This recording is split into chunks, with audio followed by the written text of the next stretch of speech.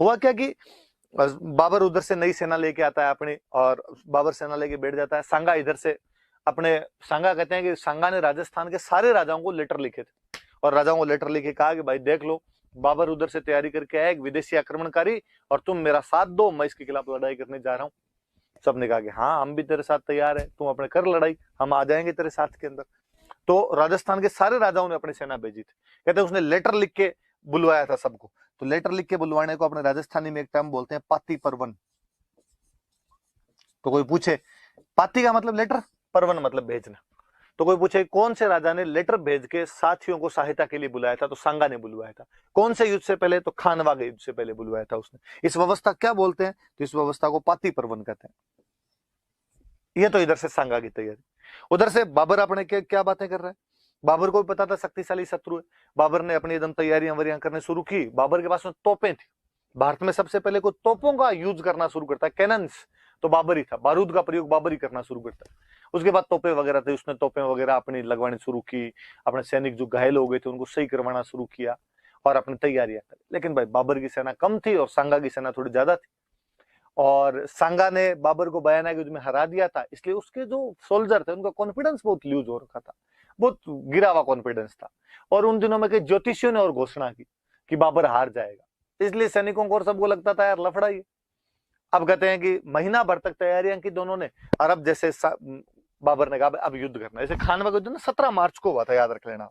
इसकी तारीख याद रखना भाई, उसकी याद रहे नहीं रहे, उसके एक महीने बाद है लगभग 17 मार्च, एक महीना एक दिन। हालांकि वो जो मैंने किताब बताई वीर विनोद, श्यामल दास जी वाली किताब, वीर विनोद में तो इसकी तारीख 16 मार्च है। तो आपको कोई स्पेसिफिक पूछ ले कि वीर विनोद में खानवा युद्ध की क्या तारीख है, तब तो 16 मार्च बता देना। और अन्यथा यूं पूछे खानवा युद्ध कब हुआ था, तो 17 मार्च, 17 मार्च 1527 को हुआ था। और बाबर ने अपने सैनिक वैनिक तैयार किए, तोपे वोपे लगाई, और बाबर ने एक दिन अपने सैनिकों को भाषण दिया। और बाबर ने कहा भाई कल अपने लड़ाई करेंगे।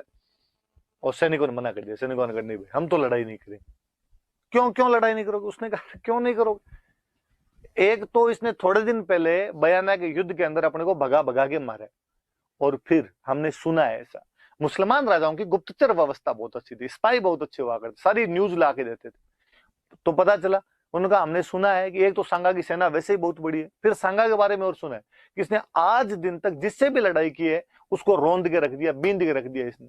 फिर हमने और सुना है कि इस आदमी के एक आंख नहीं है, एक पैर से ये लंगड़ा है, एक इसके हाथ नहीं है। अब जिसके हाथ नहीं, पैर नहीं, आंख नहीं, वो आदमी लड़ने के लिए आ रहा है, तो आदमी तो नहीं, डाकी है, भूत है, और उससे क्या लड़ेंगे यार, अपने को मारेगा। बाबर को लगा यार यदि सैनिक नहीं लड़े तो अपने तो प्रॉब्लम हो जाएगी, और अपने लड़ेंगे कैसे। तो बाबर ने कहते सैनिकों में जोश लाने के लिए बाबर ने और भाषण दिया। और बाबर ने कहा कि तुम्हें क्या लगता है, बाबर खुद के लिए लड़ना चाहता है। सैनिकों में से किसी ने कहा लगता है क्या, दिख ही रहा है। उसने कहा नहीं। तुम्हें क्या लगता है, बाबर साम्राज्य विस्तार के लिए लड़ना चाहता है? सैनिकों ने कहा हाँ। बाबर ने कहा नहीं, तुम गलत फहमी में हो। बाबर ने खुद के लिए लड़ना चाहता है ना साम्राज्य विस्तार के लिए लड़ना चाहता है। बाबर इस्लाम की इबादत करने के लिए लड़ना चाहता है, मजहब के लिए लड़ना चाहता है। अल्लाह ताला ने फरमाया है कि धरती के इस छोर से लेकर उस छोर तक, मैदान, पहाड़, नदी और मरुस्थलों में इस्लाम का झंडा फहराया जाए। मैं कल धर्म की लड़ाई करूंगा, मजहब की लड़ाई करूंगा, मैं जिहाद करूंगा। जो मुस्लिम राजा युद्ध के लिए लड़ते थे उनको बोलते थे जिहाद। मैं कल जिहाद करूंगा, और आप में से जो कोई मेरे साथ लड़ना चाहता है वो आ जाए, यदि नहीं लड़ना चाहता तो चला जाए। कोई भी नहीं आएगा तो कल बाबर अकेला लड़ेगा, और यदि मैं जीत गया तो मैं गाजी बन जाऊंगा। वे योद्धा जो बिना पैसे के धर्म के लिए लड़ते थे उनको बोलते थे गाजी। और यदि मैं मर गया तो मैं शहीद कहलाऊंगा, और जन्नत में बेहतर हुरें मेरा इंतजार करेगी। उस प्रकार के उसने जन्नत के सपने दिखाए, उस डायलॉग दिए उस प्रकार। अब आपकी इच्छा है, आना चाहो तो आ जाना, नहीं आओ तो मत आना। अब थोड़ा यूं मजहब का, इस्लाम का, जन्नत की ऐसी बातें की, थोड़ा सैनिकों के अंदर यूं जोश है। पर फिर भी सैनिकों में कोई एक इंटेलिजेंट था, और उसने कहा साहब रुको एक बात, बातें तो बड़ी बड़ी करते हो कि इस्लाम की सेवा करनी है, अल्लाह की बात माननी है, जिहाद करना है, गाजी बनना है, लेकिन सुबह शाम दोनों टाइम तो दारू पीते रहते हो। इस्लाम में तो अल्लाह ताला ये भी फरमाते हैं कि शराब पीना हराम है। और बाबर भाई एक एक नंबर का दारूड़ी आदमी था। आप उसकी बाबरनामा पढ़ लो तो पेज पेज पर दारू दारू है, हर जगह। मतलब माँ सुबह उठा और शरीर टूट रहा था और मैंने शराब पी, दोपहर का खाना खाने के लिए बैठा, कोई रिश्तेदार आ गए थे उनके लिए फिर शराब पीनी पड़ी, शाम को मौसम ही थोड़ा ठंडा था, नजाकत देख के शराब पीनी पड़ी। हर जगह वो दारू की बातें करता है, दारूड़ी है, सारे दिन तो दारू पीता रहता है, और तू अब इस्लाम की बातें सिखाएगा। और बाबर को लगा कि यार ये बात तो गलत हो गई। बाबर के हाथ में उस टाइम पैक लिया हुआ ही था, ऐसा डायलॉग तो आदमी पैक लेने के बाद ही दे सकता है, और बाबर ने वो पैक फेंक दिया। और बाबर ने कहा, बाबर कसम खाता है कि आज के बाद शराब के हाथ नहीं लगाएगा। उन लोगों का वो जो अंदर पड़ी पेटियां, वो बाबर ने कहा सब फेंक दो, और सारी पेटियां वेटियां उसने फेंकवा दी। इतने में एक फौजी और खड़ा, और उसने कहा कि कुरान ये भी कहती है कि कोई भी मुस्लिम राजा किसी मुस्लिम व्यापारी से टैक्स नहीं लेगा, किसी मर्चेंट से टैक्स नहीं लिया जाएगा, और तुम एक टैक्स लेते हो। बाबर एक टैक्स लेता था, तमगा। ये क्या है? बाबर ने कहा कि बाबर प्रतिज्ञा करता है, रेजुलेशन लेता है कि आज के बाद किसी भी मुस्लिम ट्रेडर से तमगा टैक्स नहीं लिया जाएगा। अब बताओ, अब भाई सैनिक तैयार, नारे लगवा दिए अल्लाहू अकबर के, सैनिक सारे तैयार हो गए। तो याद रखना, कोई पूछेगा कि बाबर ने कौन से युद्ध को जिहाद डिक्लेयर कर दिया था, खानवा के युद्ध को। कोई पूछेगा इस युद्ध, किस युद्ध से पहले बाबर ने शराब नहीं पीने की कस्में खाई थी, खानवा का युद्ध। किस युद्ध से पहले बाबर ने एक टैक्स हटा दिया था, खानवा का युद्ध। कौन सा टैक्स था? तमगा टैक्स था। लेता कौन था? बादशाह लेता था। किससे लेता था? तो व्यापारियों से लेता था, लेकिन उसने सारे हटा दिए थे। तो सारी बात याद, जिहाद वाली बात याद रखना, शराब वाली बात याद रखना, और तमगा टैक्स वाली रखना। और इधर सांगा क्या करता है? सांगा राजस्थान के सभी राजाओं को लेटर लिखता है, और लेटर लिख के उनको बुलाता है। कहते भाई एक तरफ तो सेना खड़ी सांगा की, इधर तो मान लो, और इधर सेना खड़ी बाबर की। सांगा की सेना थोड़ी ज्यादा, बाबर की सेना थोड़ी कम, लेकिन बाबर के पास में तोपें थी, और इसने अपनी तोपें लगा रखी थी। एक तोप इधर लगा रखी है, हम मिडिवल पढ़ेंगे तब और पढ़ेंगे, अली और मुस्तफा नाम के इसके जो तोपची थे, और तोपें लगा रखी।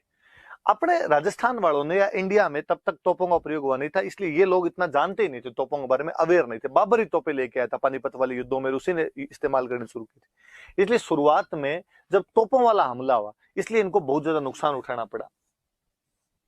और कईयों को तो पता ही नहीं था तोपें क्या होती है। आग निकलनी शुरू हुई तो कईयों को लगा कोई देवी देवताओं को सिमर के नहीं है, इसलिए नाराज है, कोई भूमियों से आगे प्रसाद बोलने शुरू की। धीरे धीरे पता चला यार इनकी वजह से ऐसा हो रहा है, थोड़ा अलग हटके युद्ध करने शुरू किए कि अरे आपने इनके तोपों के सामने आओ मत। और तोपें भारी थी, ज्यादा मूवेबल थी नहीं, तो तोपों से हटके युद्ध करना। पर बाबर का युद्ध करने का एक और बड़ा जोरदार तरीका था, तुलगुमा युद्ध पद्धति। अपने लड़ाई का यह तरीका होता था, एक इधर से एक इधर से, आमने सामने की लड़ाई होती थी। हाथी हाथी से, घोड़ा घोड़े से, आपका पैदल पैदल से, तलवार तलवार से, भाला भाले से, सीधा लड़ाई करता था। लेकिन बाबर ने क्या किया, ये सैनिक तो लड़ रहे थे, आमने सामने की लड़ाई हो ही रही थी।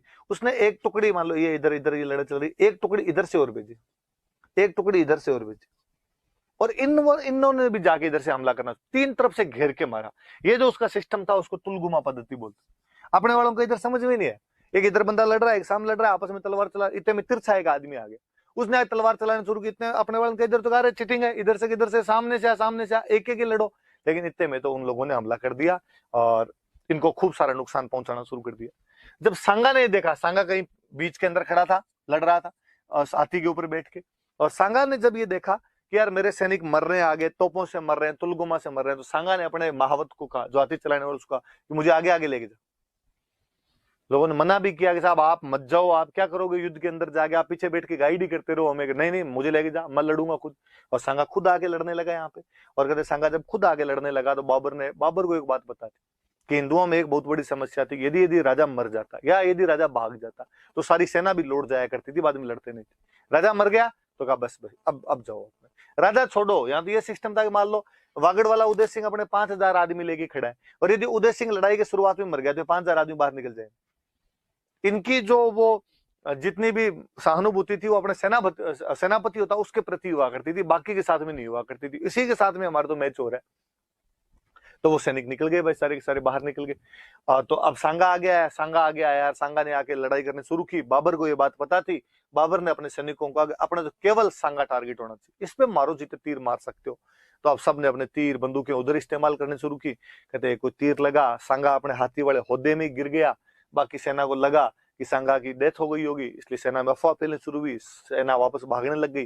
हालांकि कहते हैं कि मेवाड़ की सेना में जब भी राजा घायल हो जाता था तो राजा वाले मुकुट छत्र पहन के सादड़ी का कोई झाला बैठता था, इसलिए यहाँ पे सांगा की जगह झाला अज्जा आता है। याद रखना भाई, कोई पूछेगा खानवा के युद्ध में सांगा के घायल होने पर युद्ध को लीड किसने किया, तो झाला अज्जा ने। लेकिन तब तक अफवाह बहुत ज्यादा फैल गई थी, सैनिक सारे भाग गए थे, बाबर युद्ध को जीत गया था।